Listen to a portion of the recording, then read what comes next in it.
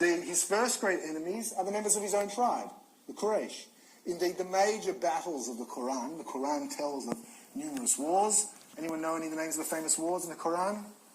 I'm going to be looking at you, Hala, every second. The Battle of Badr, the Battle of the Wells, the Battle of the Trench. You have all these famous battles. Almost all of them are between the new converts, the Muslims, those who follow Muhammad and his call to a new religion, and Muhammad's original tribe, the Quraysh. They're public enemy number one in the Quran. Yeah? And their opposition to Muhammad was not really based on ideology or on religion or on principles of theology, but really is based on Muhammad is trying to establish a new social order, a new political order, which is breaking down the alliances and the trade networks and so on, which had been in play for hundreds of years. And as is often the case when someone rattles the, I don't know what the metaphor is I'm using, shakes the boat? No, I don't know, whatever it is. Rocks the boat, shakes something, then that causes the conservative forces to be agitated. Can anyone read from this? It's a very old coin. Can anyone read? What does this say? No, Allah. Easy. Opening word. Allah, there you go. Allah, nice. Allah Rasul. The Prophet Muhammad of God. I should have mentioned that Muhammad, according to tradition, was illiterate. And so the revelation to Muhammad is therefore considered very miraculous, right? That he's receiving these revelations.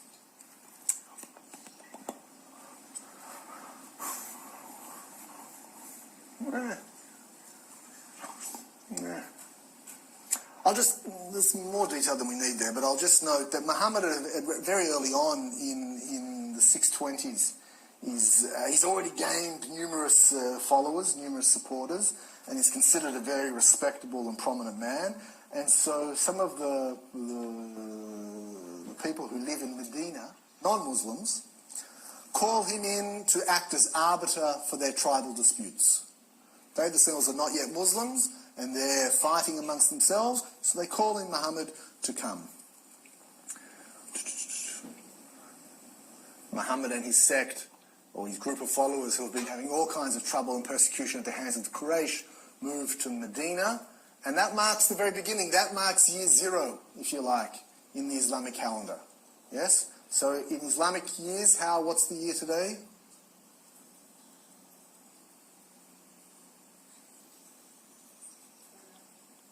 That's in Christian years. So it starts from 622 is year zero, so I don't know what it is. If you do 2019 minus 622, that's when you'll get where we are. The year of the Hijrah. There we go. The year of the Hijrah. The emigration of Muhammad to Medina.